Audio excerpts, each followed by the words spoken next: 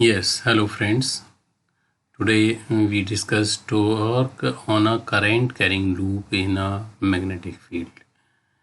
It is also a very important question for board examination purpose, and number of numericals you may get in your competitive examination, and हर जगह आपको इसका use मिल जाएगा.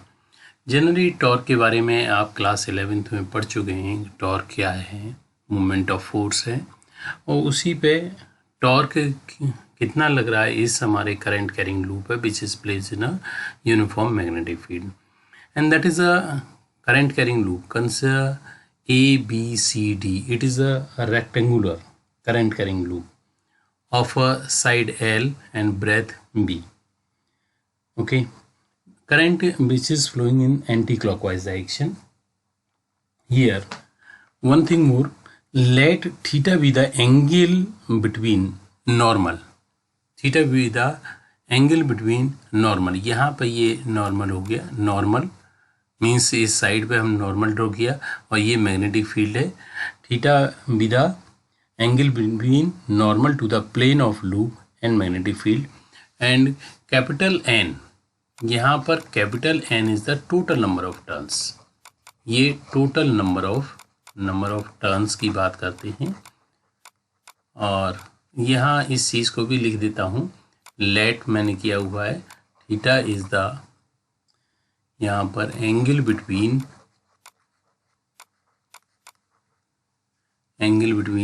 Normal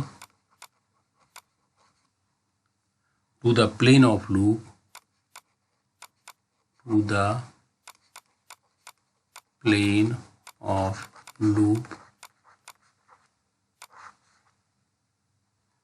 loop and magnetic field.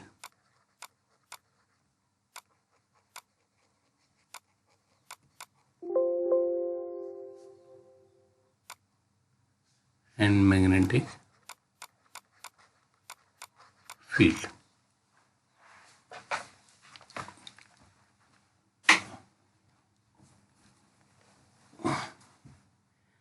Next, due to current, means when current is flowing through this loop and it is placed in a magnetic field, it means the sides of a loop experience, sides AB, BC and CD and AD, these will experience a force. So first of all we are talking about the force. How much force is experienced by sides of the loop? तो generally Lorentz force से हमारा formula होता है F equal to I length L cross B. That is the general formula. First of all we have to determine the force on a AB arm. Force on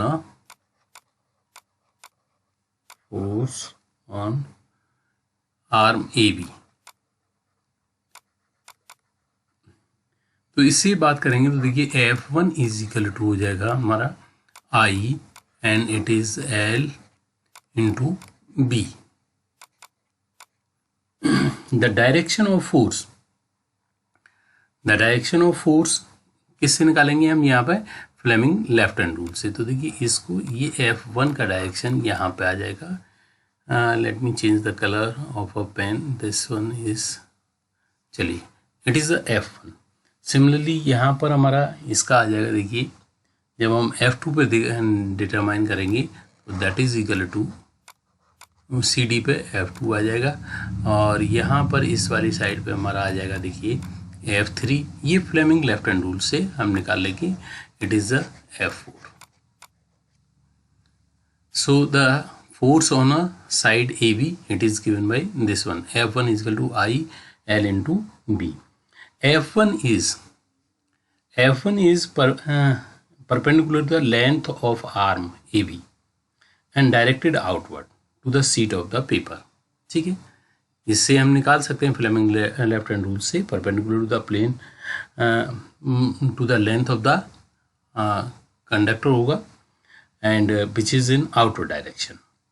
and similarly F2, it is F2 also F2 का भी हमारा यही होगा, I current होगा, length हमारी same है, लेकिन इसका डायरेक्शन चेंज हो जाएगा, विच इज़ ये क्या था, आउटवर्ड डायरेक्शन में था, और वो क्या हो जाएगा, इनवर्ड डायरेक्शन में। F2 is also a perpendicular to the plane length of the conductor, length of the conductor के होगा, and which is directed in inward direction to the plane of paper.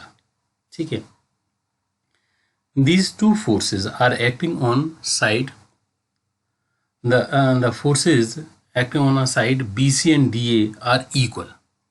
देखिए BC and DA, क्योंकि यहाँ पर the force, ये तो दो force हो गए भाई, AB पे निकाल लिया और फोर्स होना हमारा CD पे आ गया। इसे मैं लिख देता हूँ फोर्स ऑन आर्म CD। अब नेक्स्ट हम बात करेंगे force on arm BC and directly मैं लिख रहा हूं DA, that is equal to F3, it is equal to F4 and that is I and B cross B। Okay, these two forces equal and opposite है। These two forces F3 and F4 forces are acting along the same line of action of force. These are acting along the same line of action of force. F3 forces, F3 and F4 are equal. These are equal हैं and acting equal and opposite, यहाँ पर ये भी लिख सकते हैं equal and opposite, but acting along the same line of action of force, along the same line of action of force. So they cancel to each other.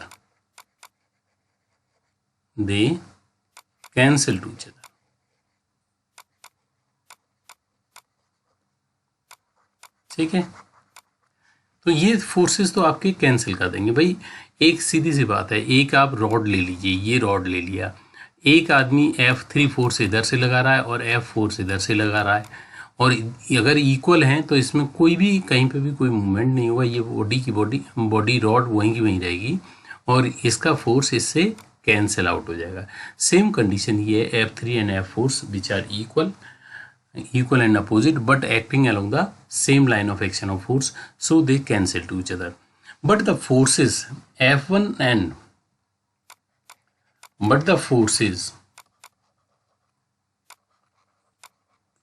forces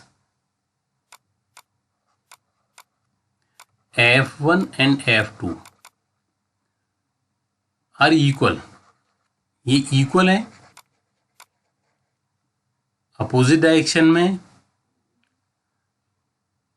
यहाँ are equal in opposite direction,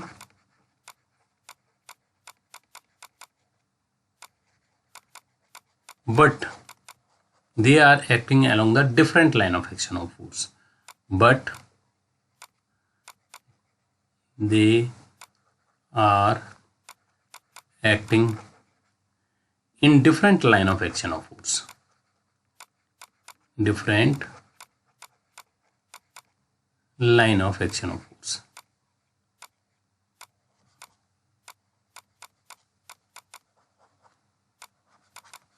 force. So they constitute a torque. भाई simple सी बात है, अगर इस कोई भी body है, इस पे मान लीजिए F2 फोर्स इधर लग रहा है और F1 फोर्स इधर लग रहा है, तो इसका मतलब ये इस बॉडी को रोटेट कर देगा, इस बॉडी को रोटेट कर देगा क्योंकि इक्वल है और अपोजिट डायरेक्शन में है, but these are acting along the different line of action of force. भाई इसकी line of action of force क्या होगी, देखिए ये, इसकी line of action of force क्या होगी ये, तो इस तरीके से इक्वल है अपोजिट है, but these are acting along the different line of action of force, so they constitute a torque. Clear. Now what is the torque acting on? तो टॉर्क के लिए मैं थोड़ा सा यहाँ स्पेस लेते हैं, इसको मैं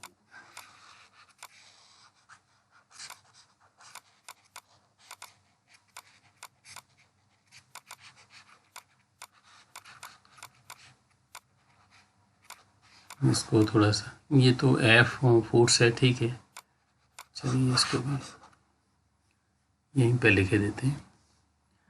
tau is equal to magnitude of either force F into perpendicular distance.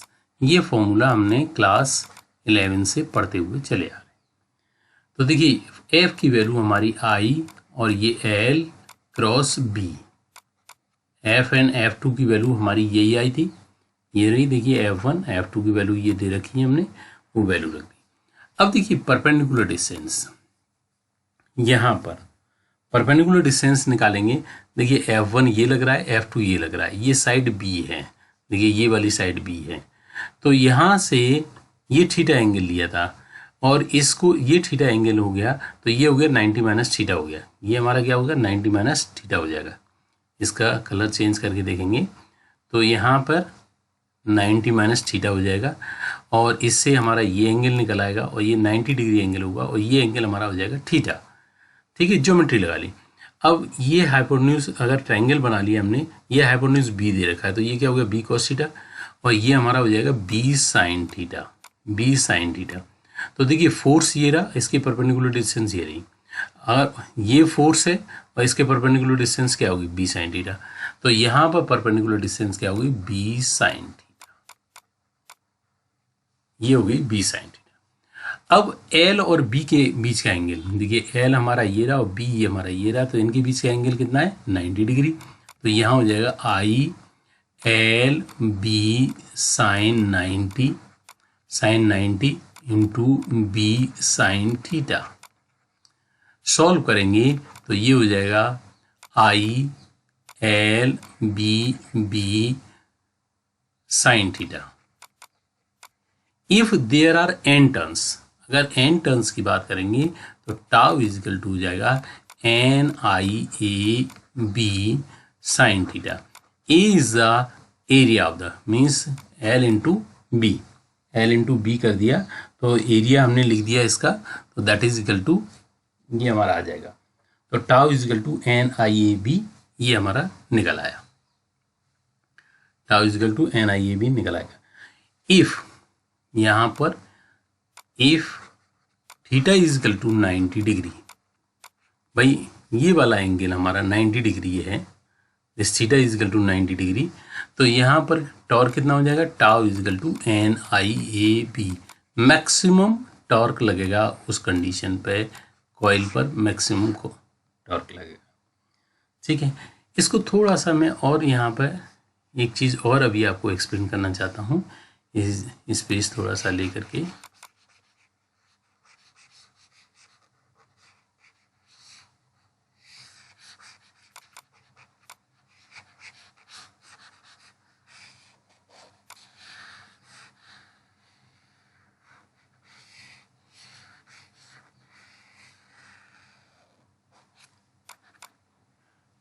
चलिए इसको भी साफ कर देते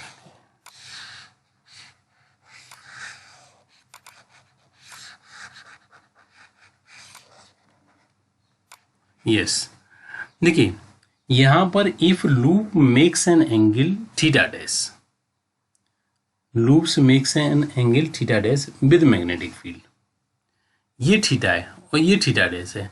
अगर इसको हम इस तरीके से ले लेते हैं तो देखिए theta dash plus theta plus theta dash plus theta is equal to 90 degree.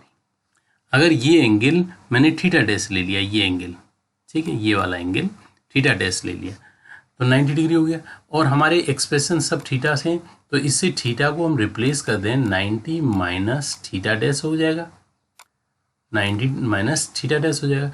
इस वैल्यू को यहाँ पुट कर दीजिए तो टाउ इजिकल टू क्या आ जाएगा N I A B sine 90 minus theta dash, 90 minus theta dash.